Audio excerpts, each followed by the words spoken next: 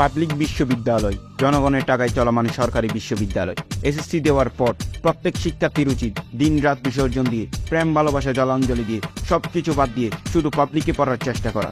কি কারণে আপনি অবশ্যই অবশ্যই অবশ্যই পাবলিকে পড়ার স্বপ্ন দেখবেন? কারণ নম্বর 1, পাবলিক বিশ্ববিদ্যালয়ে চান্স পেলেই আপনি এত প্রপোজ পাবেন যে আপনি বিরক্ত হয়ে যাবেন। আপনি দেখতে যতই আনস্মার্ট, কুৎসিত, অমার্জিত হন না কেন, আপনি যখন ডাবি, জাবি, রাবি, ছবি যে কোনো পাবলিকের ট্যাগ লাগাবেন, সুন্দরীরা আপনার জন্য পাগল হয়ে যাবে। আপনি এত বেশি প্রপোজ পাবেন যে প্রপোজের টেলায় শান্তিতে থাকতে পারবেন না। এক কথায় আপনি ব্র্যান্ডের ক্রাশ হয়ে যাবেন।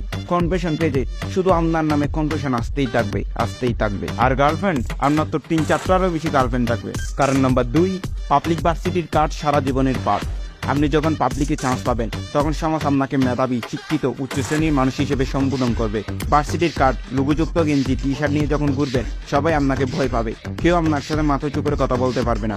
আপনি যখন রাস্তা দিয়ে হেঁটে যাবেন তখন লোকজন বলবে, ওই যে দেখ অমুক ভার্সিটির তমুক মেধাবী ছেলে।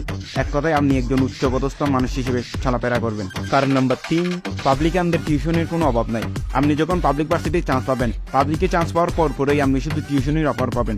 অভিভাবকরা আপনার ঘরে এসে আপনাকে ডেকে টিউশনি দিবে, আর আপনি টিউশনিতে পাবেন উচ্চমানের সম্মানী।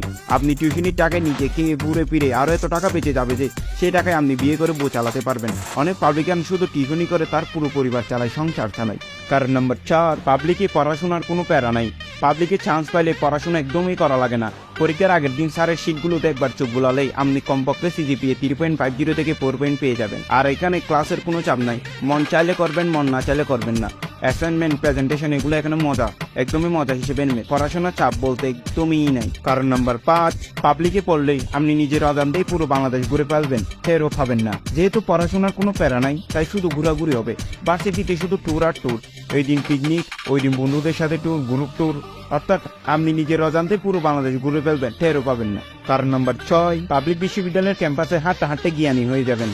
কথাই আছে, ভার্সিটি বারান্দা দিয়ে হেঁটে গেলেই আপনি অনেক জ্ঞান অর্জন করতে পারবেন। ভার্সিটিতে পড়াশোনা না হলেও আপনি যখন ভার্সিটি বারান্দা দিয়ে হেঁটে যাবেন, আপনি হাঁটতে একদম ঈশ্বরচন্দ্র বিদ্যাসাগরের নিয়ে জ্ঞানী হয়ে যাবেন। আপনি যখন বারান্দা দিয়ে হেঁটে যাবেন তখন আপনার প্রিয় সিনিয়ররা আপনাকে ডাকবে, ডেকে জ্ঞানমূলক উপদেশ দিবে, আদেশ দিবে। এগুলা আপনি শুনতেও মানতে পারত। আপনি পারত না হলে আপনাকে তারা আদর করে শেখাবে। ফলে ভার্সিটির বারান্দায় সিনিয়রদের আদর পেয়ে আপনি অটোমেটিক মেধাবী হয়ে যাবেন। মুদ্রা কথা, ভার্সিটি মানে জ্ঞানের খনি। কারণ নম্বর 7, পাবলিক বিশ্ববিদ্যালয় থেকে বের হলেই চাকরি। আপনি যখন পাবলিক থেকে বের হবেন, আপনি পাবলিকে পড়েছেন সেই টেলায় অনেক মেধাবী হবেন। ফলে সহজে পেয়ে যাবেন সরকারি চাকরি, বড় চাকরি। আর কর্পোরেট জব তো কথাই নেই, আপনাকে ওরা নিজেরা খুঁজে গর্ত থেকে বের করে এনে বিশাল পরিমাণ স্যালারি চাকরি দিবে। এক কথায় সুখ। আর পাবলিক বিশ্ববিদ্যালয়ে পড়াও সুখ, পাবলিক বিশ্ববিদ্যালয় থেকে বের হলেই সুখ। সব মিলিয়ে পাবলিকে কোনো প্যারা নাই, খালি চিল আর চিল করে আপনি সার্থক। আপনি জ্ঞানীও হয়ে যাবেন, ভালো চাকরিও পাবেন, আর জীবনীয় সুখ পাবেন। তাই জান প্রাণ দিয়ে চেষ্টা করুন পাবলিকান হওয়ার। আর হ্যাঁ, এই ভিডিওটি যেসব এডমিশন পরীক্ষার্থীরা দেখছেন তারা পাবলিকে চান্স পেয়ে 3-4 মাস পর আমার সাথে একটু দেখা করবেন। ধন্যবাদ।